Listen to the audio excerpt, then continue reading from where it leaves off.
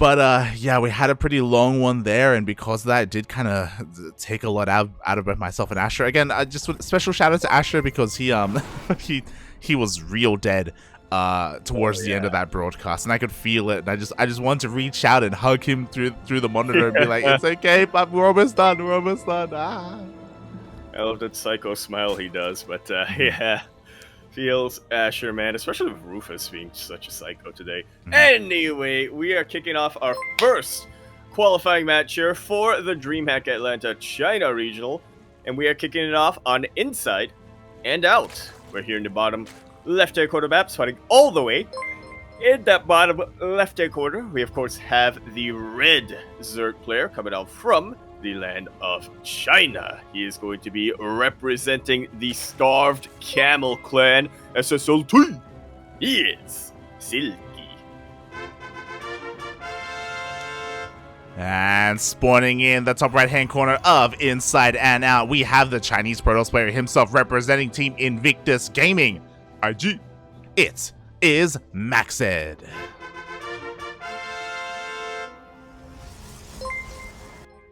And as we get into this qualifying match, as a reminder, it's a best of 5. Also, all right, almost forgot, predictions are now open. And thank you so much for the for the bits in the chat. 47s, 300 bits. We have a hype chain. That's a lot of bits. That's a lot of bits. Get hyped. Oh god, I don't really know how a hype chain works. We haven't really had them too often at all. But wait, do we have a conductor? Where are we going? What are the stops? Off a cliff, mate. Well, ideally it doesn't stop. So we're not stopping, mate. We are not. Just keeps accelerating.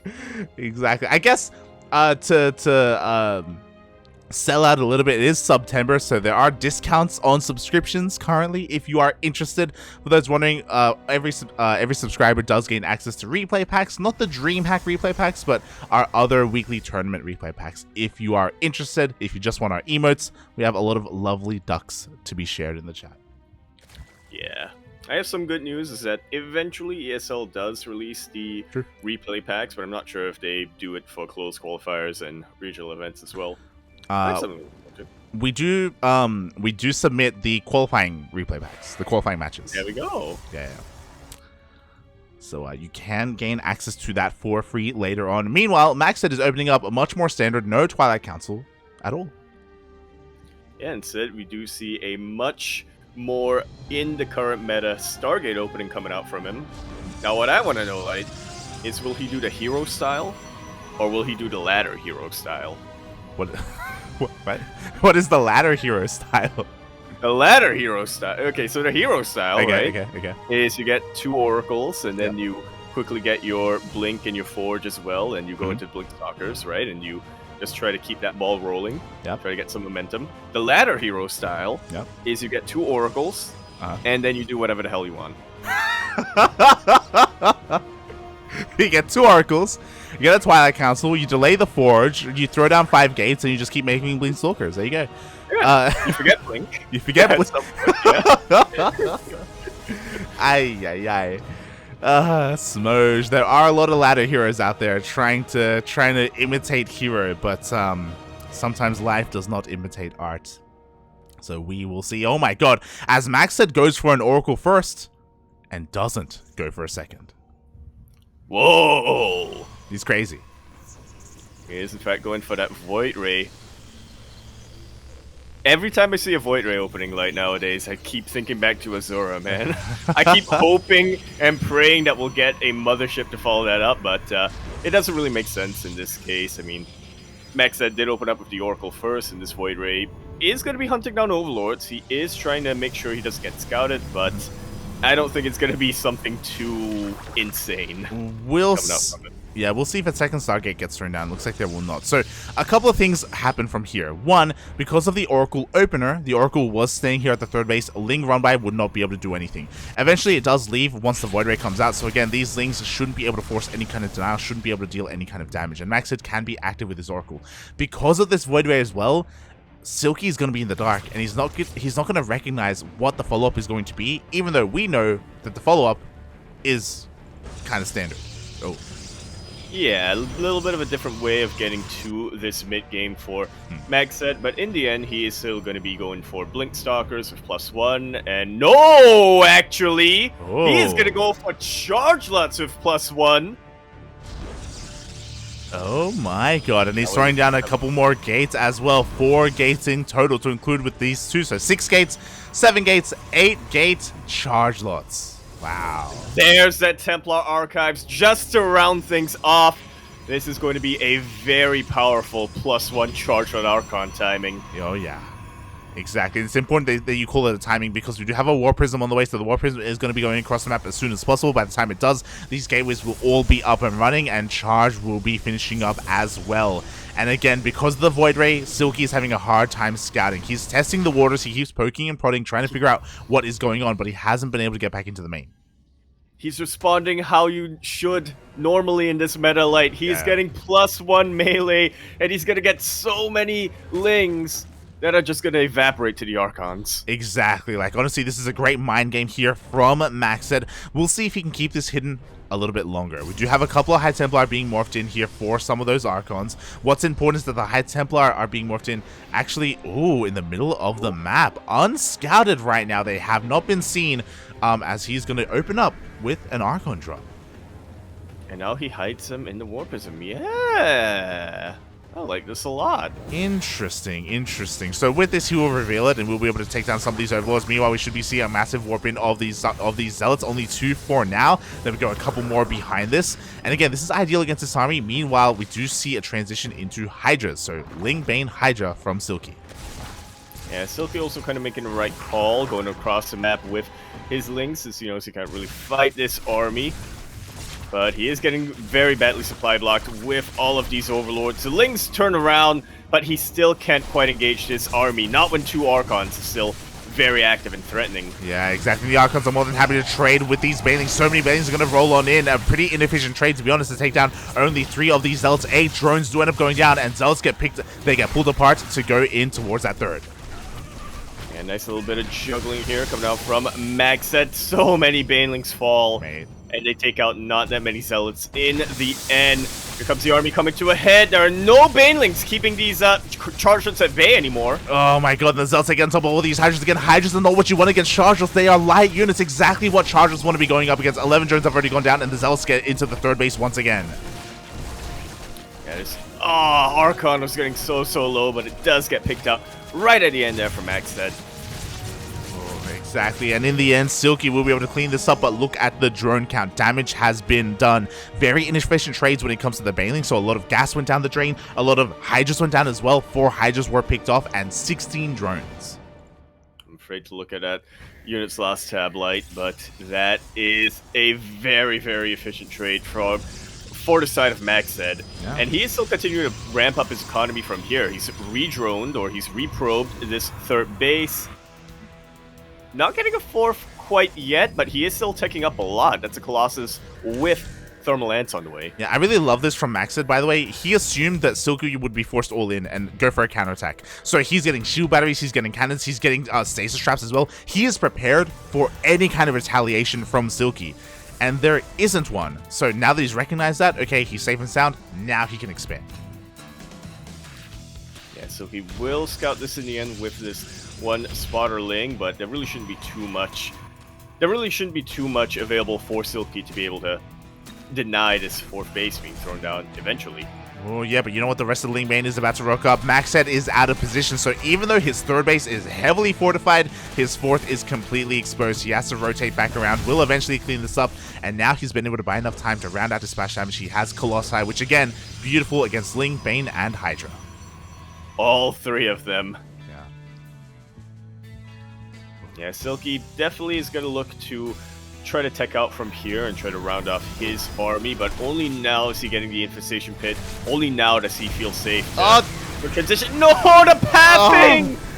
The Lings get absolutely roasted. What doesn't get roasted gets caught in the stasis trap. At the same time, we have a Zealot run by here in the main base, forcing Banelings and Hydras to respond. 11 drones are going down. More Zealots here at the fresh mining base, at the 4th base of Silky. He goes for a big counterattack, but even there, he doesn't deal any damage. Yeah. 40 Lings just got deleted in the blink of an eye, in the blink of the Colossus. And just like that, it looked like Silky was about to recover. It looked like he was about to catch back up in terms of both his tech and his economy, but MacSed just denies that at every count. This should just about be the final nail in the coffin. Yeah, you were talking about it, and really it all came down to the fact that Silky thought that he was playing against Blink Stalkers. He thought he was playing against Hero Style, and he just made a massive assumption. He never rechecked the main base. GG gets called, and MacSed walks his way over game number 1 and takes a lead in the series. GG. Very nicely done here. MacSed definitely playing the player a little bit. Well, I guess also playing the game a little bit. He was metagaming this out. Yeah. Anticipating Silky would make an assumption, and Silky made the exact assumption MacSed predicted. Yeah, it was honestly just really smart metagaming, as you were saying. Just really smart play from MacSed. Very methodical, very methodical. And Silky gonna have to go back to, I don't want to say the drawing board, just gonna have to rely less on assumptions and just focus on his scouting. He needs to just get his eyes on what MacSed is doing, because clearly he's crazy and he can do anything. Yeah, that ladder hero style. Ladder hero. Call it that. Yeah. No, but I do think that really bodes well for MacSed here, not just because he was able to win that game, but also just because he was able to not necessarily get into the mind of Silky, but he was able to metagame that out. He was able to use a little bit of cunning to his advantage. That's what you need. That's what you need in order to succeed as a Protoss player. Definitely. That's the biggest advantage of Protoss, is that you have so many different tech paths and so many different army compositions that you can go for. That something that you can leverage is misinformation or denying information from your opponent. So that was just very well done, very well executed by MacSed, taking that first game, and we'll see what happens in game number 2. Protoss misinformation. That's a meme in my head now. But yes, we will be continuing our best of 5 qualifying match here on Waterfall, or in Mandarin, Shui something. Thanks for the pause, MacSed. That will allow me to go and Google Translate it. But less than 3, man. Less than 3. Wait, what does that say? He's asking, yeah. Oh my god. Much love to MacSed. I was gonna let it slip. I was gonna let it slide. Silky made the game without WCS logo mod, and I was like, yeah, sure, whatever. Like, maybe he's a little bit tilted because of the game. And MacSed called him out. He's like, mate, where's WCS game heart? Let's go. He spawned in. He saw his skin, and I was like, wait a minute. Yeah. What's this? Much love here to MacSed, making sure that we are able to get the best possible viewing experience for everybody watching, for us observing here. That's the mark of a successful Protoss player. That's also maybe getting on the nerves of Silky a little bit as well. Once again, metagaming it out. He's getting into the head of Silky, man. Gotta play the player. Aye. Here we go. So that's why you're gonna check Silky, you know? Yeah. Mod and the base. So we are gonna be getting into game number 2 here, this time with WCS Game Hearts. Yes, we will not have to count. As we continue this best of 5 qualifying match here on Waterfall, or in the Mandarin, Shui something?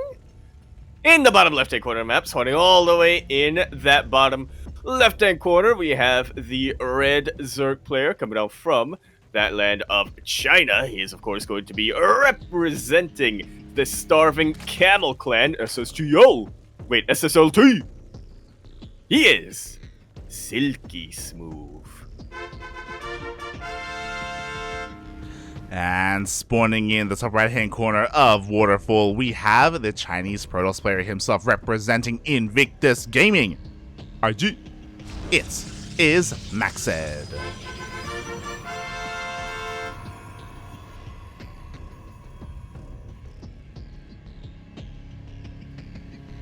Once again, he is the Megamind in this entire series so far. Oh yeah, yeah. Both So in and out of game. the mastermind himself getting within the brain of his opponent and whispering him sweet nothings. He is prima. So yeah, we'll see. Again, I guess mainly my eyes are on MacSed to see how he approaches this game. Maybe I shouldn't say that. If you remember in the previous series against Jim Rising, I must have called him Jim Rising, against Jim, not Rising. Actually, yeah, last week when we casted Jim Rising, there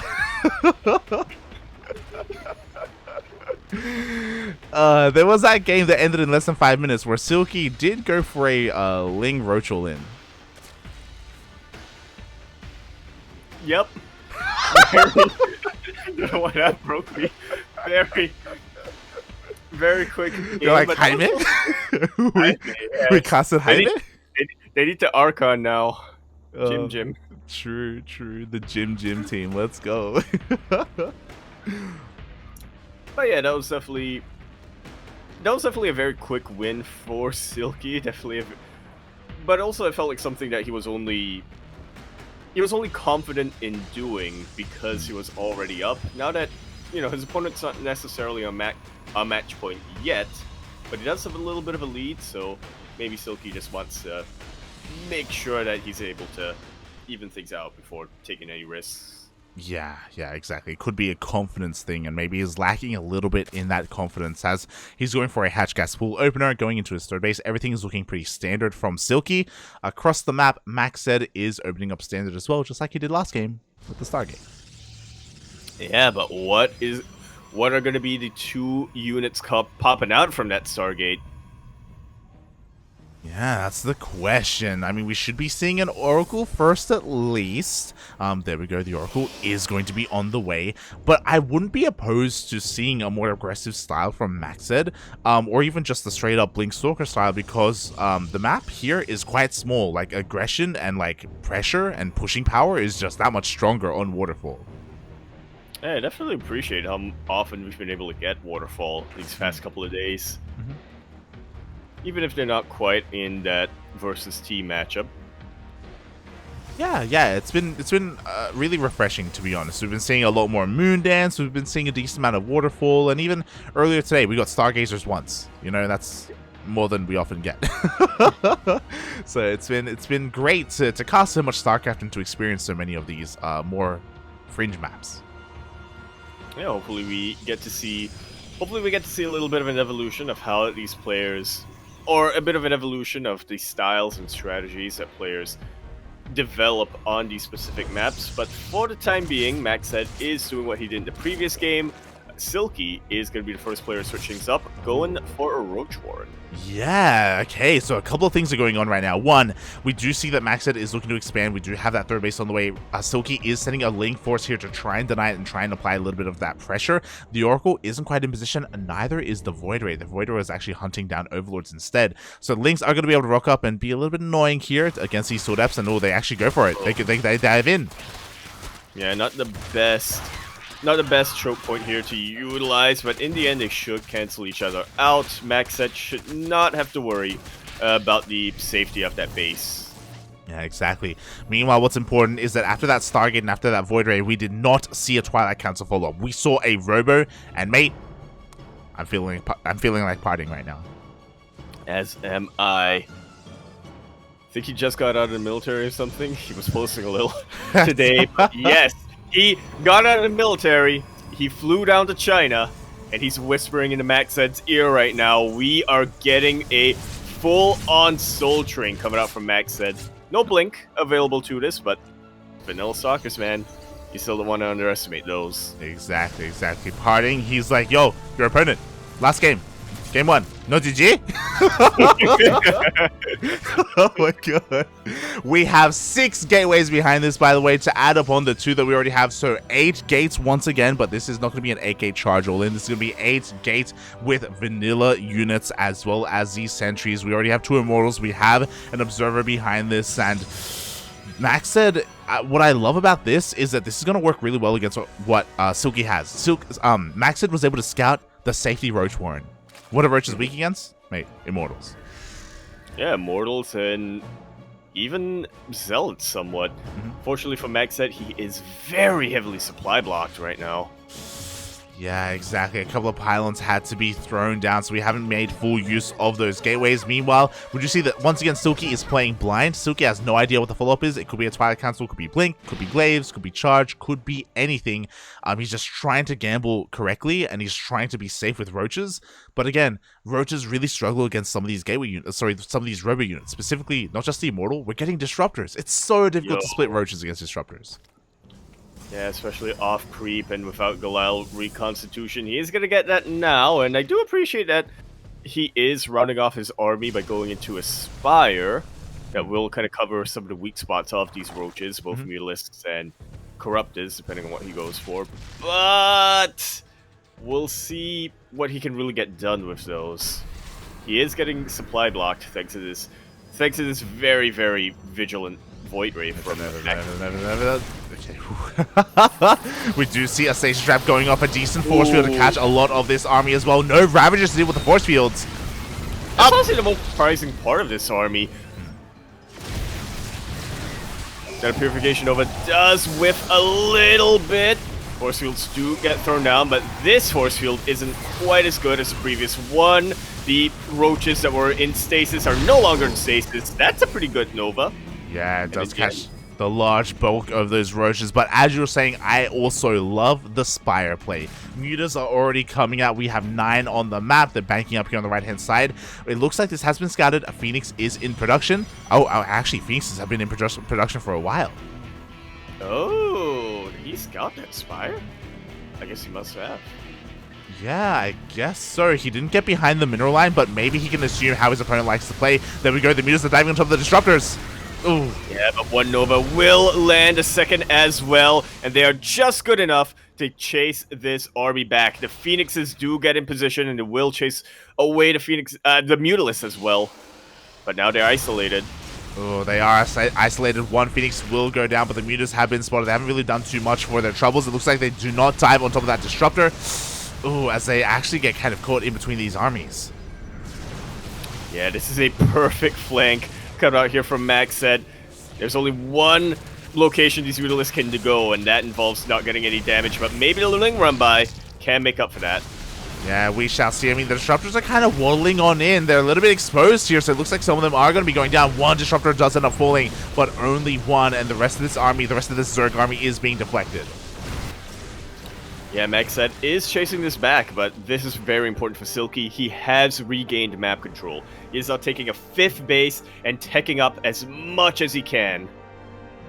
Yeah, exactly. I think what's important about how MacSed has been playing, he's been correctly countering the unit composition, and he has a pretty strong army, don't get me wrong. He's been able to absorb all these blows, but he hasn't been able to slow down the economy. We have had basically unhindered droning, and Silky is up to 85 workers.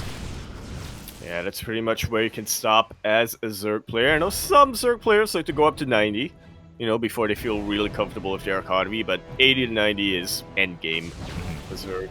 Exactly. Now Silky can focus on just the army, and we see Ling Bane on the horizon here. Mutas is still maintaining that map control, threatening the bases. MacSed still stuck on only 3, by the way. We should be seeing a 4th soon, TM. Oh, as he's just posturing, clearing up whatever creep he can, but I think MacSed knows that he cannot push out across the map.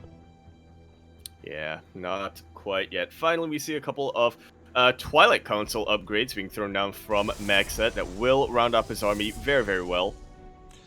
Yeah, it looks like he wants to go for a more Death Ball style here, as the Phoenix is going for a bit of a counter attack. Going to be able to maybe catch some gas mining workers, but they have to be careful not to be caught out by those Mutas, as the Mutas are actually going to the opposite side of the map instead, looking to hit this 3rd.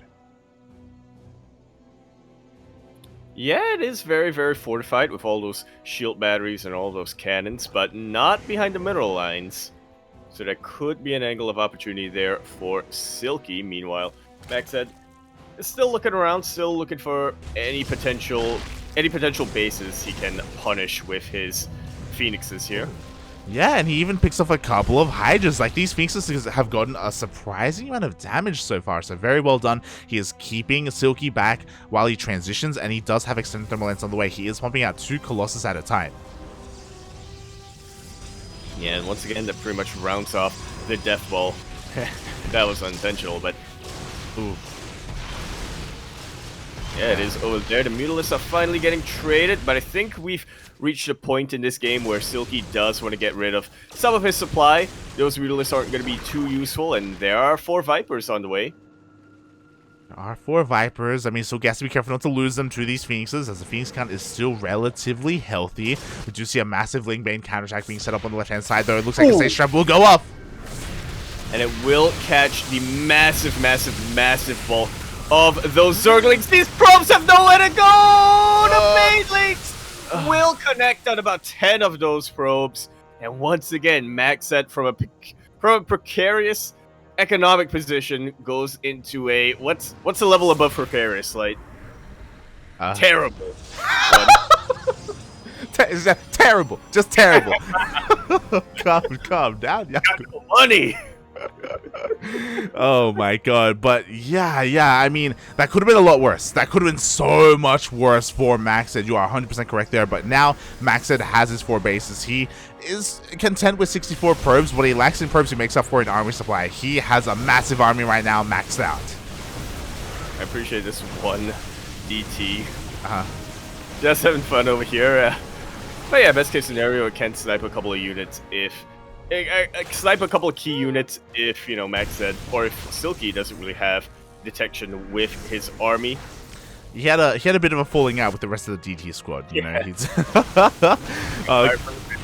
exactly, but you know what? Here we go. The lurkers are pushing on in, but the Novas are going to be going off. Oh my god, the abducts are not there.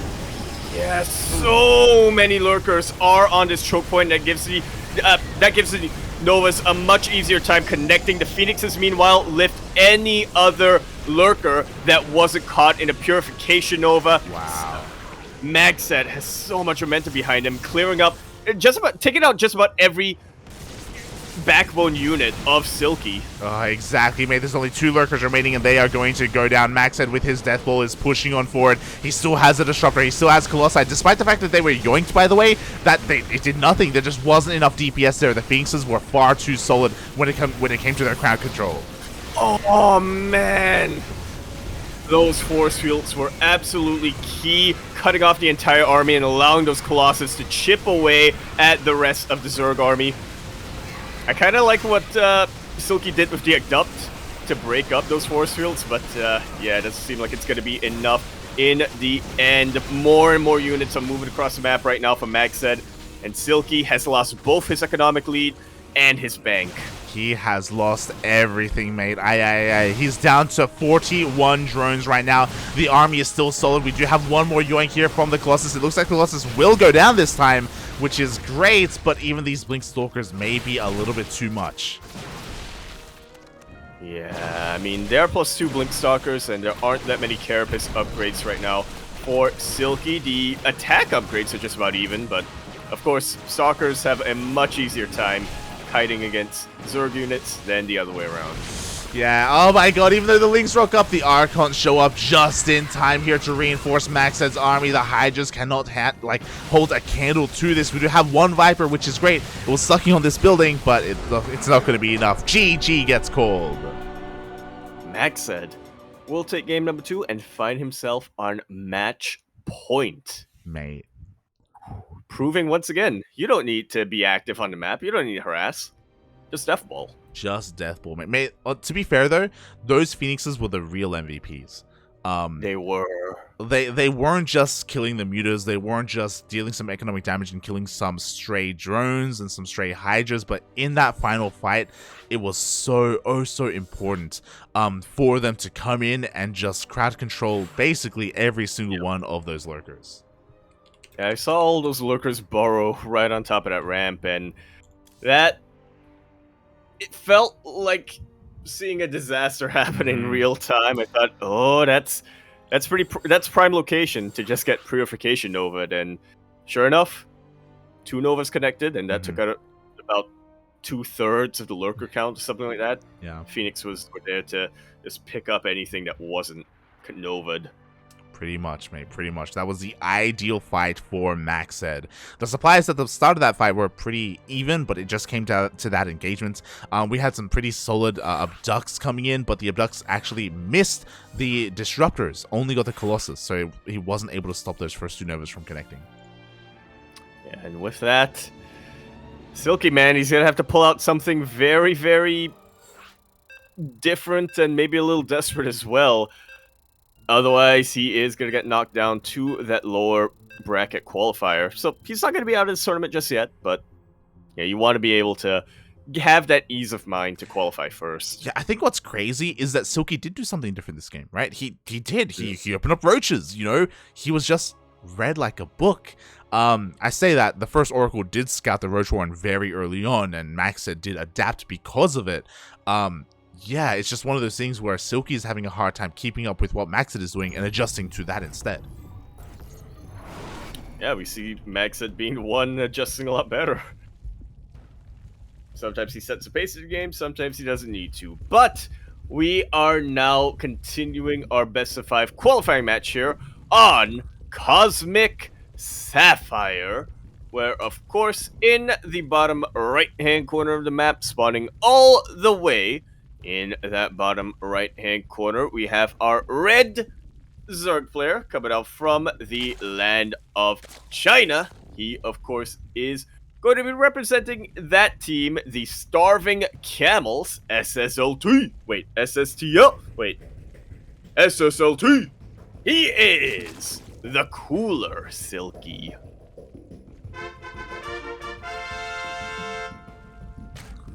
Wow, I'm gonna tell Silky you said that. And spawning in the top left-hand corner of Cosmic Sapphire, we have our Chinese Protoss player representing Team Invictus Gaming. Team IG, it is MacSed.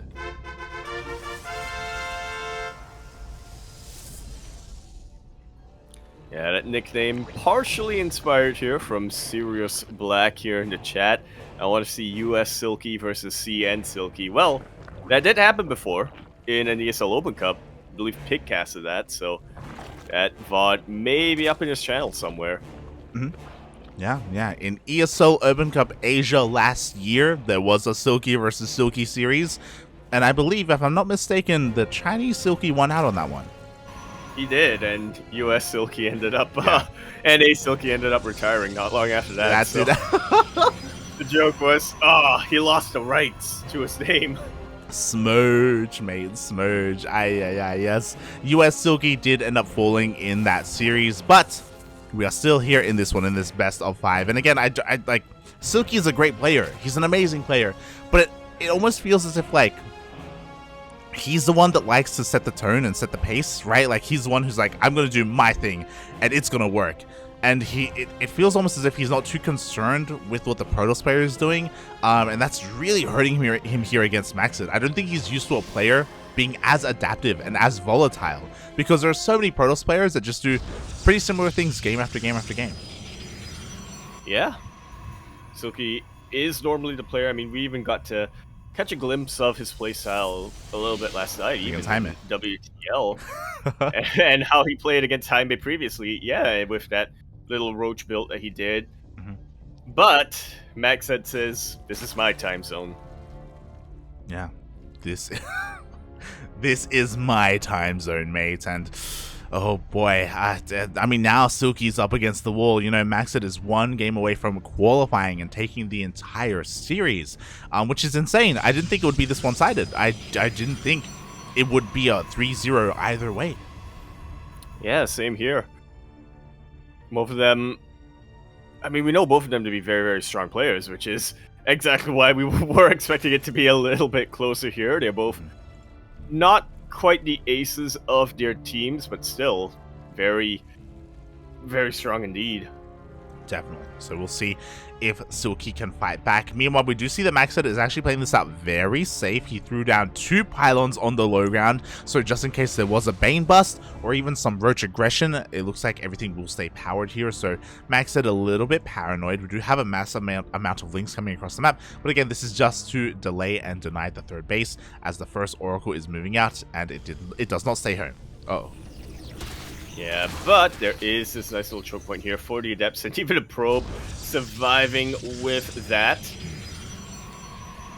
This is a very easy map to defend on as a Protoss player, and MacSed is just making full use of that. That's a bit of an earlier lair from Silky. That is a very early lair from Silky. I'm very curious as to what that is going to be for. I mean, that could be, depending on his gases, could be for a fast Spire, could be for fast Hydras, could even be for Nidus. Yeah, we'll be keeping our eyes on that production tab to see what Silky is going for. MacSed, for the first time in this entire series, is going for a second Oracle. Oh. Okay, so it was Oracle, Void Ray, Oracle. Interesting. He gets there in the end. He is going for a Twilight Council and for a Forge. We are seeing that Gateway Explosion. He has all 4 of his gases. Are we actually going to see Blink?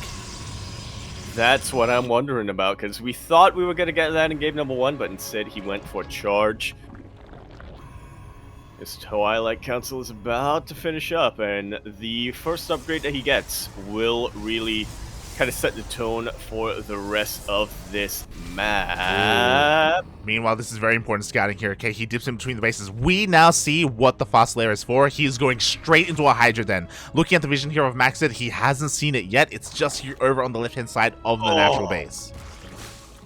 Yeah, that revelation is absolutely huge, but it is just not close enough to scout that morphing in Hydra den. Either way, though, I do feel like MacSed is setting himself up pretty well to deal against Ling Hydra with these Archons and with these charge slots. Unfortunately for MacSed, this is going to hit a little bit quicker for Silky. Yeah, exactly. Rushing out Hydras. Oh my god, he's going straight into a Lurker. He's rushing Lurkers. Oh my god. This is very greedy. And this gets scouted. Wow. Pretty much immediately, what is the response going to be like here from MacSed? Because Archons and Zealots, Archons and Chargelets, they deal very, very well against Hydras. Not so much against Lurkers. Well, I mean, I'll be honest, I can't imagine we're going to have too many Lurkers once the Lurker Den does finish up, and it's going to take a little bit of time for that to really happen. I do think there is a window here where MacSed can hit a timing, and Silky will just die. He's even going into an infestation. He's taking up so quickly. He's being so greedy with his tech when it comes to his army. He has 11 Roaches and 1 Hydra. That is all he has to defend against the Zealots and the Archons. Silky has just thrown all caution to the wind this game. He is taking up super greedily. He is getting that gold base, which unfortunately is starting to get denied. Yeah, exactly. Here we go. The Archons are already in the main base as well. We do see the Zealots slipping into that mineral line. It looks like with good enough micro, the Archons are going to be able to survive. Again, just confirming that kind of scout. Gold base is going to fall, but this is okay. Again, like, losing a base isn't the biggest of deals. Like, right now, Silky just needs to survive. There's barely any anti-air right now for Silky. This Warp Prism is having a very fun time just warping in and unsieging and sieging. A very hot pickup here, keeping these Archons alive. Oh and my this will God. finally get deflected, but not before 9 more drones go down. 9 more drones go down. The hatchery went down as well. We have a couple of Zealots coming in, but without the support of the Archons, they are going to be forced back. So Silky has survived, and this is a pretty crucial moment here because Silky has gotten away with teching up. We have the... Jeez, he's not stopping. He's got the Hive on the way. We got the Hive on the way. We're getting fully saturated on 3 bases. The drone count is... He still has a worse economy than MacSed, but it's not awful. He can still work with what he has. Yeah, the thing that's worrying here for MacSed is that he saw Silky tech up, and he decided to play that exact same game. He's just finished up his Robo Bay. He's getting a second Robo Facility, whereas if he, like you said, went for more of an aggressive timing earlier on, he may have been able to slow down this entire tech progression from Silky, maybe even end the game then and there. Well, I think that's why, like, the gold base, I think, was a blessing in disguise. If MacSed hadn't gone for that gold or hadn't gone in that direction, I think that he probably could have killed this third or even the natural, like, if he had gone for a bit of a different path with his army. So I think the gold base did a really good job at just buying time for Silky overall. Yeah, I guess overall we're gonna see more Zerg players get that gold base because, you know, even if it gets taken out, it at the very least can act as a buffer for the rest of your economy. I don't know if that applies to all Zerg players, but that does apply to this game. Well, I would like to see it happen more, Ooh. just so I can kill the gold base more. Meanwhile, we do see Silky pushing on the right-hand side. I'm a little bit concerned here because it is Roach Hydra and not that much buffer for the Hydra. Meanwhile, we do have a massive Roach army here as well. Can MacSed time up these disruptors? Oh, he's just going with the Zealots. Never mind. Yeah, a bit of a safer option, I guess. And he's going to be able to surround these roaches anyway, so... Uh-oh. So herding them into another base. I think Silky did have eyes on that stats ward. He is just trying to prevent that. He is trading all right against these Zealots. And we have been... No, never mind. I was going to say, we may be reaching a stage of the game where Silky wants to trade some of these roaches so he can get more Hydras and more lurkers, but he's remaking the roaches, so yeah, we're not quite in the end game yet. Yeah, he is just working on nothing but upgrades right now. I think he knows that if he goes into lurkers too quickly, he will die as well, so he doesn't want to get there. He's just setting himself up for the opportune moments. I just don't know if he will be able to hit that timing. We do have Vipers on the way. It's just this army for MacSed is so terrifying. It's relatively small, but it's very high tech. Like, there's almost no gateway units here. It's just everything else. Yeah, that's a Protoss style in a way. It doesn't matter what the size of the ball is, as long as there's death. Exactly. Like, this is an army composed of 7 disruptors, 2 immortals, and 3 archons. Like, it's very high tech, and it looks like he's going to try and engage with this army. We do have a Zealot runway being set up on the right hand side. Here we go. The Novas are going off. Ooh. And the Nova will connect on a lot of these roaches and a handful of these Hydras as well. Archons moving on forward to try to chase this down, but this will give Silky a bit of a signal that the northern side is a little more exposed. Yeah, exactly. It looks like MacSed had controlled the Xel'Naga, so he does split the army. He does rotate back over. The Zealot Rabbi is going to run into a wall of roaches and will be cleaned up thanks to the help of the DPS of these Hydras. So a decent trade here for Silky, but oh god, Zealot Rabbi drops into the main. Yeah, we'll take out a couple more drones. Silky's drone count not looking too healthy for the stage of the game that we're meant to be at this point. It really isn't. Meanwhile, oh, we're going to have a couple of Abducts here on a Disruptor and on a High Templar. Very nicely done. Do we have Storm? We do have Storm. I didn't even notice. Ooh, I was wondering why he didn't turn those into Archons. Yeah. And now MacSed is slowly ticking up as well with that Fleet Beacon. It definitely feels like Silky is on a little bit of a timer right now. I'm really concerned because this is a great way for MacSed to really just avoid lurkers by taking to the skies. Meanwhile, here we go. Here comes that engagement. The Disruptors, they're coming in a little bit too close. Yeah, a lot of them are super exposed. That's kind of the downside of going for a composition like this from MacSed. You're so high-tech, you don't have a buffer. But in the end, Purification Novas, I guess, can be their own buffers. As even more of Silky's army gets taken out. Yeah, a lot of Disruptors went down, but he still has 7, so it doesn't even matter. Meanwhile, this Hydra run-by is expensive, and it is going to get cleaned up. You never want to be losing Hydras like this. The Disruptor production has not stopped. Meanwhile, more Novas are going off. Lurkers did finally finish up. They are upgraded Lurkers with both Burrow and Range upgrade. But that doesn't really matter if they get taken out before they can go underground. Yeah, the biggest problem with what Silky just did is that Silky like teched up really quickly, almost died, worked on a bunch of upgrades, and now he's got like the ideal upgrades for lurkers. But by the time he's done this, we already have carriers, like lurkers that shoot up. Like it doesn't even matter anymore. Arguably, you know, if you're rushing lurkers, make the lurkers sooner, you know, and actually make use of them. You could argue that maybe like he didn't have the economic position to actually pull that off anyway, just because of how the game was playing out. It's just such a shame that he's worked so hard to get here. This is his goal, and it's not a goal worth having. Like it's like it's too late, papi. Yeah, this was his plan, this was his goal, but MacSed has always been one step ahead. That was a kill, by the way, and not a cancel. Meanwhile, another Zealot run by on the left-hand side of the map. The goal base will not be mining whatsoever. The Zealots will be cleaned up. But again, MacSed is just buying time. It's his turn to buy time for carriers. Right now, how many do we have? We have 2 carriers. We're about to have 5 carriers, and we're going to keep on going. Yeah, there's actually plenty of supply left here for MacSed to fill up his army. He is sacrificing a little bit of his worker count to get to this point, but in the end, it's with a Protoss, I guess. Exactly. The triangular third goes down. There's Zealots in the main base. There are Zealots here at the fourth as well. Silky is crumbling to the pressure. He's going for a bit of a counterattack, but the carriers reveal themselves. Yeah, the carriers reveal themselves. There's a battery overcharge keeping this cannon alive. There are so many gateways right now that at any point MacSed can just warp in wherever he needs to. Oh, exactly. And this is forcing Silky all in. Here we go. Silky has Remax, by the way, on a Hydra, Lurker, Roach, and one Viper. And he's just sending everything through the center of the map. Yeah, he has a nice little creep highway here, but again, by the time he gets to the other side of the map, he has to deal with all of these defenses.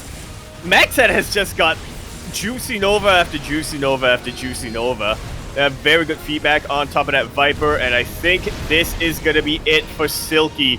Doesn't have much of a bank left, and he hasn't traded efficiently at all in this engagement. Not at all. Every Lurker goes down. The Hydras cannot handle this sheer amount of not just carriers, but also disruptors to support. It's insane. He has not stopped disruptor production. We are up to 8. It's been crazy. All of these Zealots, man, they're not even acting as a buffer for this army. Disruptors produce their own buffer. That's what we've always been saying. And now Silky is knocked down to 3 bases, trying to get a 4th up and running. Does have that Viper going to be slowly gathering on that energy. We have 6 Lurkers on the way, and the Lurkers will help zone away these disruptors, but GG gets called, and MacSed takes the series 3-0.